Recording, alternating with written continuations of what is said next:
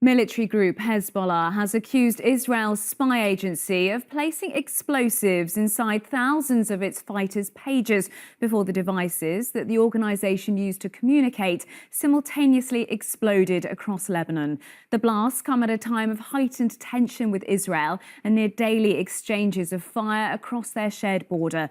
Well, joining me now to discuss what's going on is Dr Andreas Krieg, a senior lecturer in security studies at King's College London. So how significant is this security breach for Lebanon? Good afternoon. I mean, this is unprecedented in terms of the depth, the width with which the most likely the Israeli intelligence services has been able to penetrate the entire supply chain and the very core and heart of communication of Hezbollah.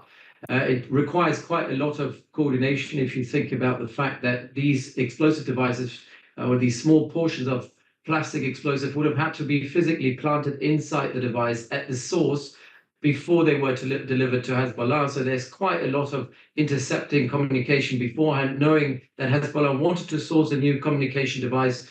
This attack is quite extraordinary and it's quite sophisticated. I mean, you've touched on it, but physically, how could it happen on a practical level? How were they able to do this? I mean, the sourcing of these pages relies on an international global supply chain where at different stages, different companies would have been involved in making it, in distributing it. From what we believe to know now, this pager was most likely produced in Hungary and then brought into Lebanon. Most likely, the source of where Israel was able to infiltrate or penetrate the supply chain was probably there at the very source.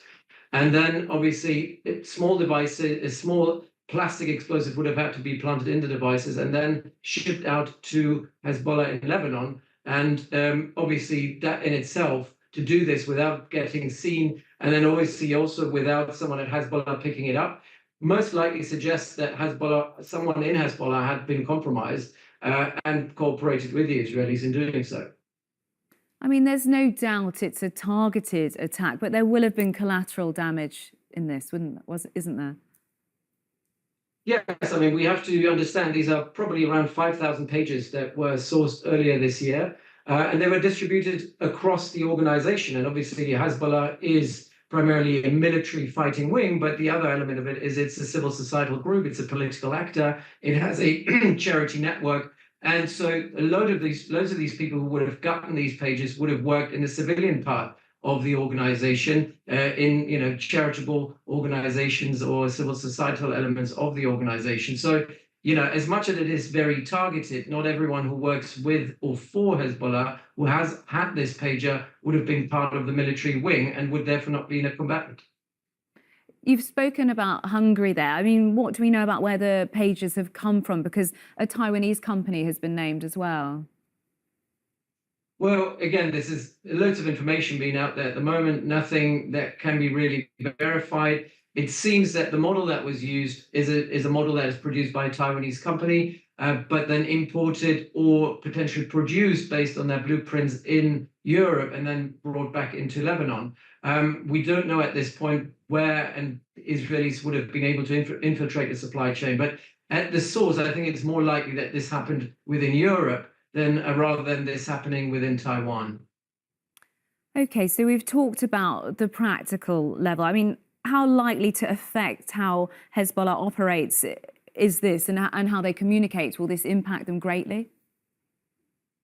Yes, I think for the next hours and days, I think there will be communication paralysis across the network of Hezbollah.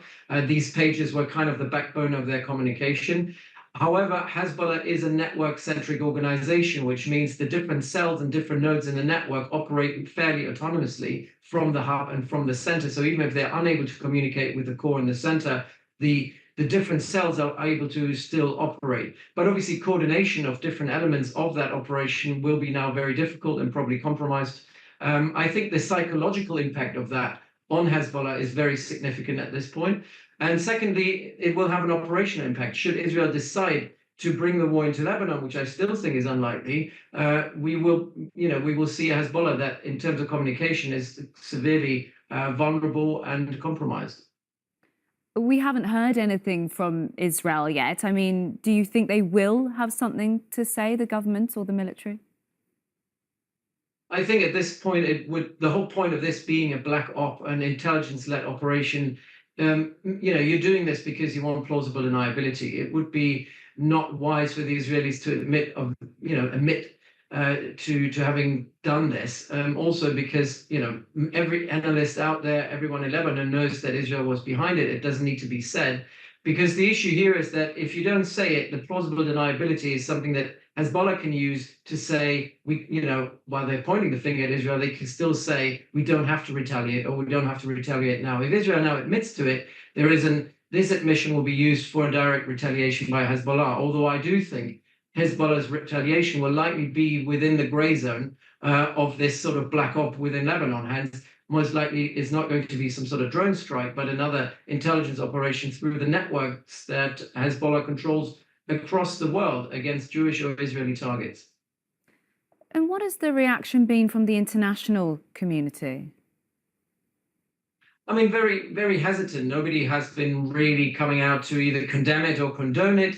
I think everyone for the last 12 months has been really, really concerned about where this war in Gaza can lead the region, and any sort of escalation along the northern border, taken together with the narratives that come out of the Israeli government over the last couple of days that this war is likely going to escalate and that Israel will bring this war to Lebanon to solve the issue on the northern border. All of that kind of sets a context in which this attack happened yesterday amid heightened tensions, and where everyone is really trying to avoid this escalating. I think there is pressure now on the Americans in particular, who've been trying to mediate between Hezbollah and Israel. Amos Hochstein has been the envoy who's been trying to get them around the table and get Hezbollah to voluntarily withdraw north of the Litani River, which is what Israel wants them to do. It might be that this sort of operation increases the pressure on Hezbollah, and Hezbollah might now realize that the status quo is not as sustainable as they thought it is, and might be more likely, more coerced